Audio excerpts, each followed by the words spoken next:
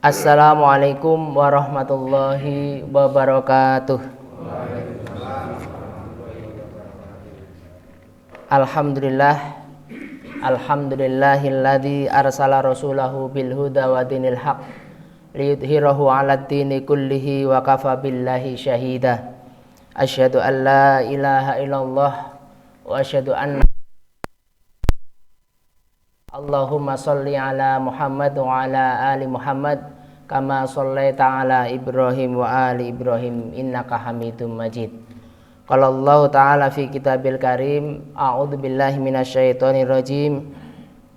Wa laqad ba'atsna fi kulli rasulan wajtanibut taghut, al-ayah amma ba'd.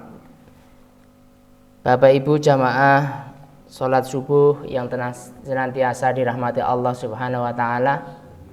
Marilah pada kesempatan pagi hari ini terus kita panjatkan puji syukur kita kehadirat Allah Subhanahu wa taala yang telah memberikan kenikmatan kepada kita, rahmat, hidayah dan inayahnya kepada kita semua, sehingga kita masih mampu untuk melaksanakan salat subuh pada pagi hari ini tanpa tiada halangan suatu apapun.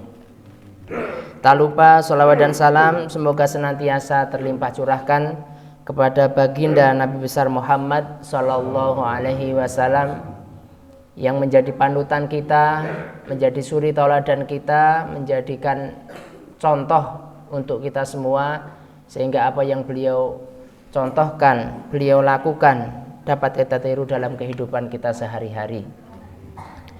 Bapak Ibu yang dirahmati Allah, pada pagi hari ini sedikit ya tentang sesuatu hal yang penting untuk kita ketahui, yaitu tentang pembatal dua kalimat syahadat atau pembatal keislaman. Jadi kita oleh Allah yang pertama kali sudah disumpah, sudah dijanji waktu kita masih dalam kandungan. Di dalam Quran surat Al-A'raf disebutkan di situ, ya, Al-A'raf 179 menyebutkan bahwa semua manusia waktu di dalam kandungan itu telah bersaksi bahwa tiada Tuhan selain Allah, itu waktu dalam kandungan. Kemudian setelah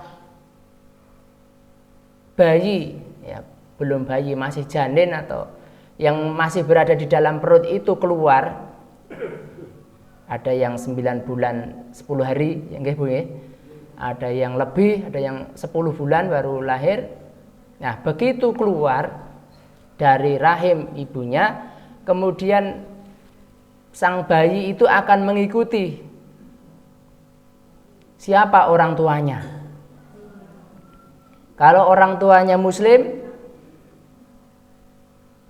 dia akan menjadi muslim waktu masih bayi itu. Karena kalau bapaknya muslim, otomatis bapak itu akan mengajari kepada anaknya sholat. Bapak itu akan mengajak kepada adiknya TPA, karena lingkungan rumah atau kedua orang tuanya muslim. Kalau kedua orang tuanya itu non muslim, anaknya nanti akan mengikuti juga bapak dan ibunya. Lah kayak bapaknya muslim kok anaknya non muslim, nah ini pasti sudah besar. Pasti mengikuti ajaran yang lain. Entah itu dia menikah dengan orang non-muslim, kayak mbiyen Kristen saiki wis berubah jadi Islam. Sudah mu'alaf. Itu karena petunjuk dari Allah, dia mendapatkan hidayah, kemudian dia masuk Islam. Ada juga yang kecilnya muslim, dewasa, terus menikah dengan non muslim, kemudian dia menjadi murtad, keluar dari Islam. Ini yang menjadikan pembatal keislaman Itu ada beberapa hal disebutkan Said Hawa dalam bukunya Al-Islam. Itu ada beberapa hal yang bisa membatalkan dua kalimat syahadat.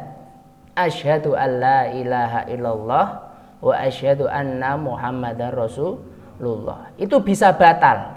Kalau kita dulu masuk Islam tidak lewat syahadat. Maksudnya tidak mempersaksikan di depan kantor urusan agama kita bersyahadat. Tapi kalau sekarang non-Islam, dia Kristen misalnya, ingin masuk Islam harus dipersaksikan. Ada saksinya kalau dia itu telah masuk Islam.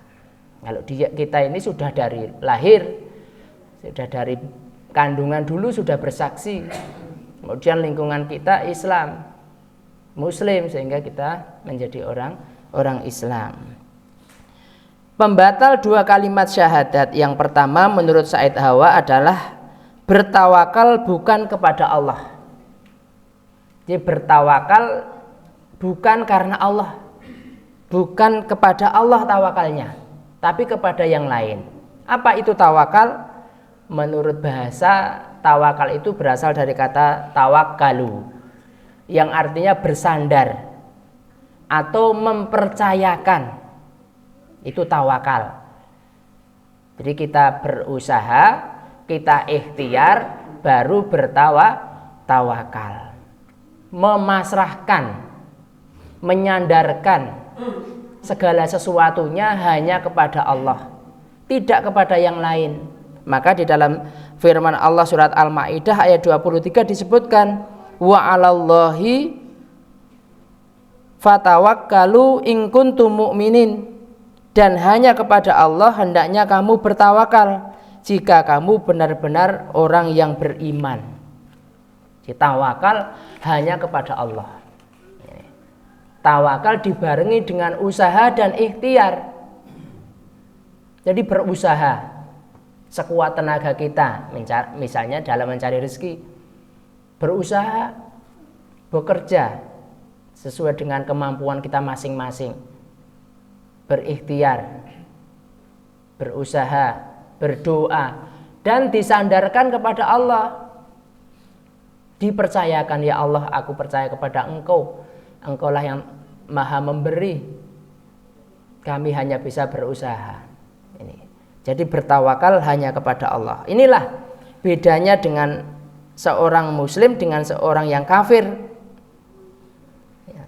Kalau orang-orang kafir menggantungkan harapan kepada usaha, itu orang-orang kafir. Jadi orang-orang kafir itu menggantungkan masalah, menggantungkan sesuatu itu bukan kepada Allah tapi kepada usahanya. Ini. Aku iso sugih ngene iki mergane aku dodolan ning pasar. Ini. Aku saiki iso tuku kaya ngene iki mergane aku. Nah, ini menggantungkan sesuatu kepada usahanya bukan kepada Allah. Aku iso kaya ngene iki mergane aku dodolan ini misalnya. Itu dia menggantungkan sesuatu itu bukan pada Allah tapi kepada usaha yang dia usahakan. Ini salah.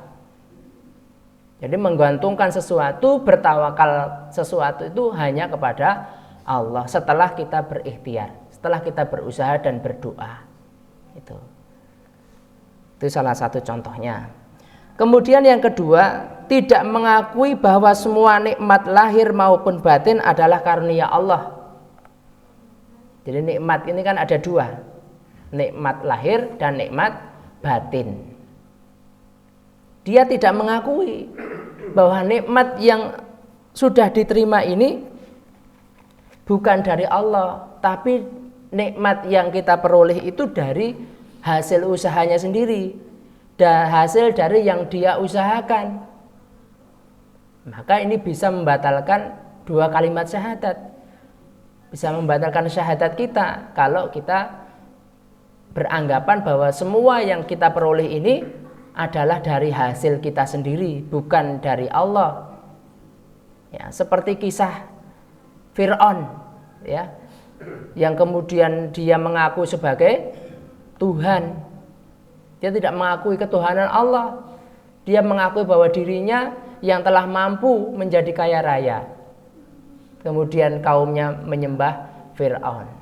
Ini. Di dalam Al-Quran surat Luqman ayat 20 disebutkan, Alam taro anallaha sakhara lakum ma fis samawati wa ma fil ardi wa asbagha alaikum ni'mahu dhahiratan wa batinatan. Tidakkah kamu memperhatikan bahwa sesungguhnya Allah telah menundukkan untuk kepentinganmu apa yang ada di langit dan apa yang ada di bumi, dan menyempurnakan untukmu nikmatnya lahir dan batin. Allah telah menyempurnakan, Allah telah memberikan nikmat kepada kita, nikmat lahir dan nikmat batin. Nikmat lahir banyak sekali ya yang Allah berikan kepada kita. Orang yang diberi kesehatan oleh Allah itu termasuk nikmat lahir kita ya, enak sekali ya. Kemudian makan enak juga lahir, nikmat lahir. Kita diberi oleh Allah rezeki yang nikmat lewat makanan. Itu nikmat lahir kita. Kita punya anak kok soleh-soleh ya kan, solehah, itu juga nikmat lahir kita ya kan. Ini nikmat batin, alhamdulillah ya, sedikit banyak kita syukuri, kita merasa cukup apa yang Allah berikan kepada kita. Itu nikmat lahir batin kita. Banyak orang yang diberikan harta banyak, istri cantik mungkin lebih dari satu ya kan, tapi tidak bisa menikmati itu. Dia tidak merasakan nikmatnya batin dan juga nikmatnya lahir. Ini yang terjadi di situ. Kemudian yang ketiga adalah beramal dengan tujuan selain Allah. Dia melakukan amal perbuatan ibadah yang ditujukan kepada selain Allah. Padahal di dalam firman Allah telah disebutkan Quran surat Al-An'am ayat 163. Qul inna sholati wa nusuki wa mahyaya wa mamati lillahi rabbil alamin la syarika lahu. Katakanlah sesungguhnya sholatku, ibadahku, hidupku dan matiku hanyalah untuk Allah, Tuhan semesta alam, tiada sekutu baginya. Jelas ini ya.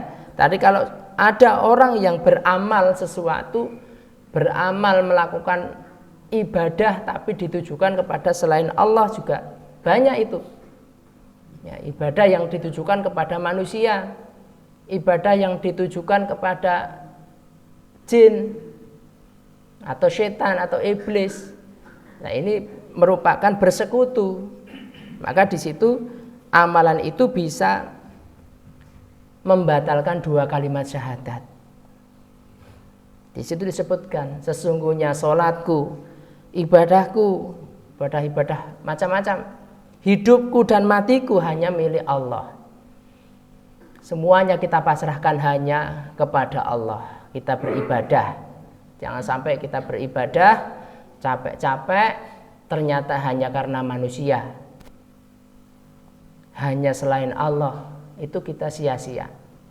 Tidak akan beruntung orang-orang yang beribadah hanya mengharapkan pujian dari orang lain, hanya mengharapkan supaya disanjung oleh orang lain.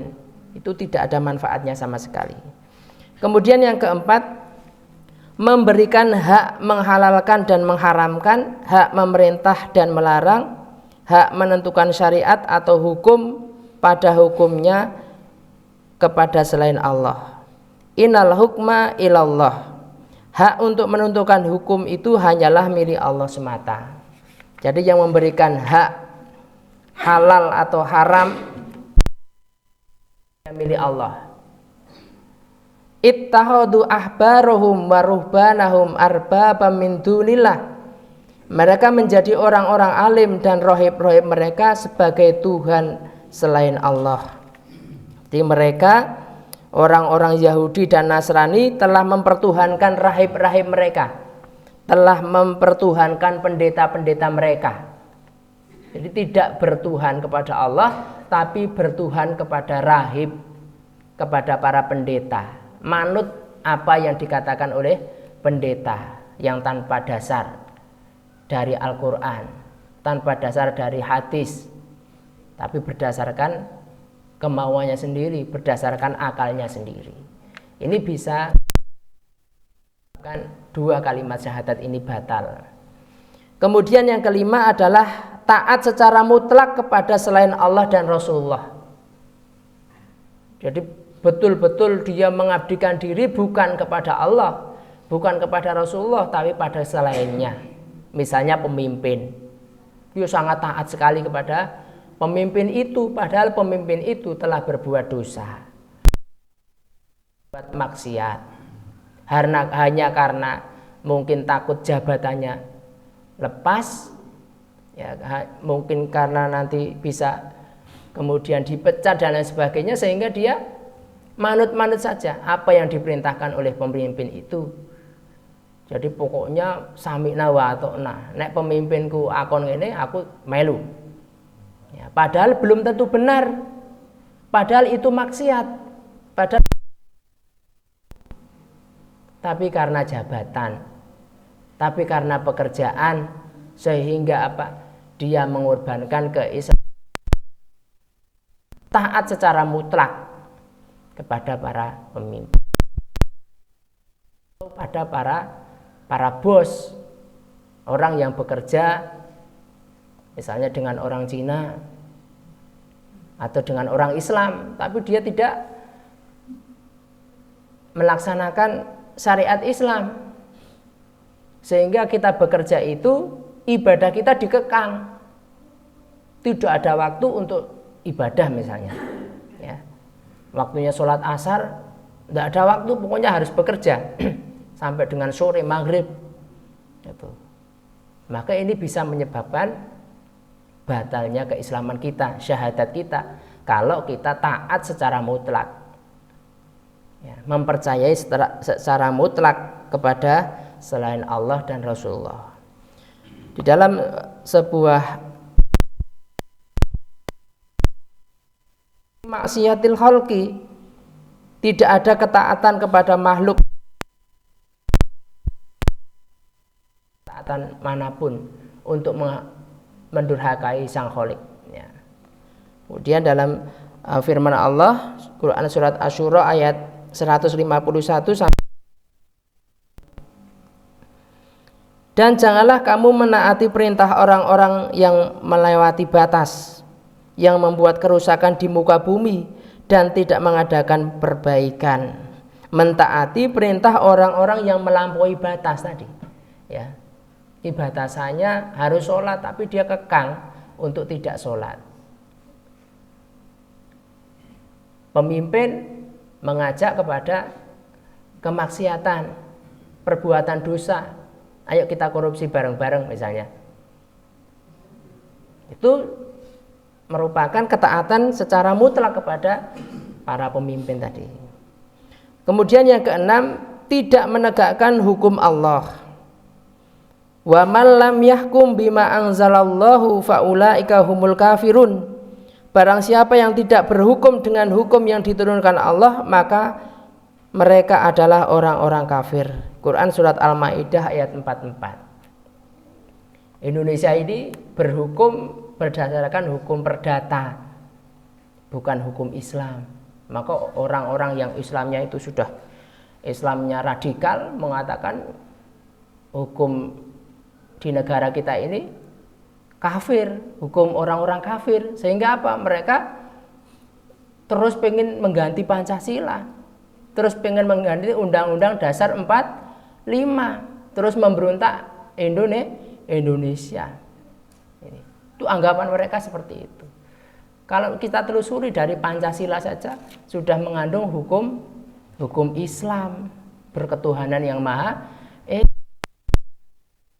sekali, butir-butir di situ hukum-hukumnya. Cuma kadang sang hakim, sang pemberi keputusan, sang qadhi kadang ya karena uang, karena mungkin jabatannya, sehingga apa? Menyelewengkan hukum yang sudah ada dari hukum Islam itu, dari Undang-Undang Dasar 45 itu. Ini karena kecurangan dari sang qadhi, sang hakim yang memutuskan tidak berdasarkan hukum Islam. Itu yang terjadi seperti itu. Maka tidak gampang menjadi seorang hakim yang memutuskan perkara, ya.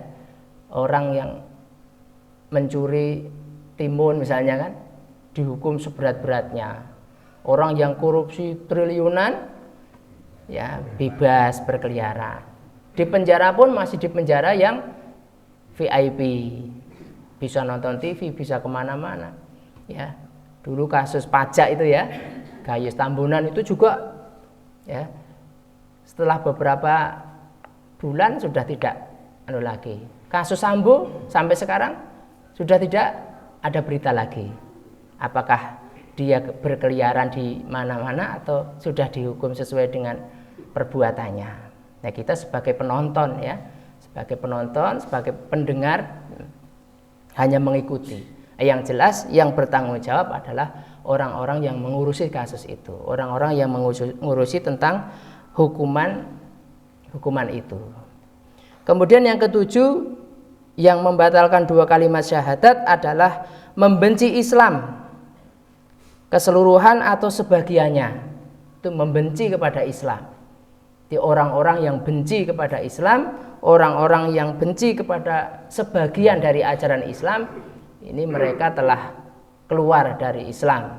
Mereka telah batal syahadatnya. Dan orang-orang kafir maka celakalah bagi mereka dan Allah menghapus amal-amal mereka. Yang demikian itu adalah karena sesungguhnya mereka benci. Lalu Allah menghapuskan pahala amal-amal mereka.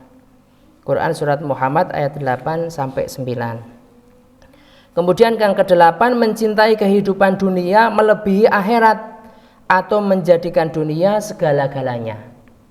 Terlalu cinta kepada dunia, tidak mementingkan akhirat, alah sesuk gampang akhirat. Ya, jadi dia lebih mencintai dunia, ya, mencintai kehidupan dunia melebihi akhirat atau menjadikan dunia itu segala-galanya.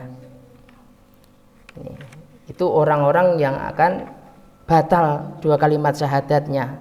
Jadi kehidupan dunia yang dipentingkan, ya. Jadi yang ada di pikirannya itu pokoknya ya dunia terus. Akhiratnya tidak pernah dipikir, ya. Akhirnya nggak pernah diopeni, ya. Ngakunya Islam, dan sewu, tapi tindak masjid tidak pernah, ya. Itu ngakunya Islam, ya sarung, ya pakai jilbab juga, tapi anti Islam. Melaksanakan ajaran-ajaran Islam, sholat yang tidak pernah sholat, ya. Ngaji ya datang ngaji, ini tidak pernah sholat. Ngaji mergane kancing. Ini yang terjadi di tengah-tengah masyarakat itu seperti itu. Kalau masalah urusan dunia luar biasa. Ya mungkin teman-temannya kuliah subuh sudah berangkat ngantor sekarang. Sudah ngurusi dagangannya.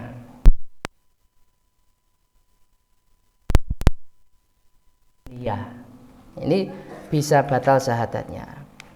Kemudian mengolok-olok Al-Quran, ya, mencaci maki Al-Quran, mengolok Al-Quran, menghina Al-Quran, ya. Dihina, Al-Quran dilecehkan, Al-Quran diolok-olok. Seperti dulu ada seorang ustadz yang ada di Kulon Progo itu. Jadi dia seorang ustadz mengaku bisa menyembuhkan orang-orang yang sakit lumpuh, ada orang sakit asam urat, ada orang yang sakit semacam-macam penyakitnya, ya, nggak bisa bicara. Jadi pasien itu kalau datang ke dukun itu, ustadz dukun itu, dia datang ke tempat kediamannya, orang yang akan berobat di situ tidak usah bayar seikhlasnya. Cuma satu syaratnya harus bawa Al-Quran. Datang itu syaratnya satu, bawa Al-Quran. Setelah Al-Quran itu diberikan kepada sang dukun itu, sang dukun mengadakan ritual di belakang sebelum mengobati. Al-Qur'annya dikencingi. Ya, jadi pasiennya datang, Al-Qur'an diberikan, kemudian di belakang di gudangnya itu ditumpuk Al-Qur'an itu, dikencingi, kemudian dia doa pada setannya itu, ya, kemudian menyembuhkan pasiennya itu. Ya, kenapa orang yang sakit itu kemudian sembuh? Ya karena dipercaya. Karena dipercayai. Bapak Ibu, sekarang yang baru viral itu adalah wanita Dayak. Nah, kalau bisa lihat di YouTube atau mungkin di TikTok apa misalnya, yang terkenal itu baru wanita pakai pakaian Dayak, kemudian pakai minyak Dayak, orang yang tidak bisa jalan kemudian diusap-usap, di ritual-ritual, terus kemudian jalan. Itu kalau kita percaya itu, ya percaya benar. Sembuh nggak sembuh, wong kita percaya, tapi kita sudah keluar dari Islam karena mempercayai itu, sudah musyrik. Dulu kasus yang namanya batu ponari, masih ingat apa? Terkenal banget itu, seluruh Indonesia pada datang ke rumahnya ponari, minta diusap-usap pakai batunya. Pertanyaannya sekarang ponari di mana? Ya kan? Sekarang ponari itu di mana? Kalau modelnya seperti itu, rumah sakit nggak payu, Pak. Orang patah tulang, orang nggak bisa ngomong, orang nggak bisa jalan, diusap pakai batu, sembuh. Kemudian bayar seikhlasnya, kebak rumahnya ponari tiap hari, dan rumah sakit nggak laku. Rumah sakit sepi, ya kan? PKU Muhammadiyah juga sepi kalau modelnya seperti itu. Nah ini, ya, ilmu kedokteran nggak ada yang laku, para dokter. Ini ya Bapak Ibu, ya, kita lihat fenomena yang ada di masyarakat seperti itu. Orang lebih percaya yang nyata seperti itu, yang langsung tiba-tiba kok bisa ngomong ya. Nah, besok anak saya, besok tetangga saya tak ajak. Nah, ini, padahal itu ya perbuatan syirik. Ya, perbuatan syirik. Apa kata Nabi? Kalau kita sudah berdoa, kalau kita sudah berusaha, yang dimaksud dengan usaha itu, kata Nabi, ya lewat dokter. Dari zaman dulu kala, Nabi itu sudah mempraktekkan ilmu kedokteran. Jadi ilmu kedokteran, bukan ilmu gaib seperti itu. Ini Bapak Ibu sudah siang ya, masih separuh lagi, masih ada 11 lagi pembatal keislaman. Demikian Bapak Ibu, sedikit yang dapat saya sampaikan, kurang lebihnya minta maaf. Kita akhiri, subhanakallahumma wa bihamdika asyhadu an la ilaha illa anta astaghfiruka wa atubu ilaik. Kurang lebihnya minta maaf. Saya akhiri, wassalamualaikum warahmatullahi wabarakatuh.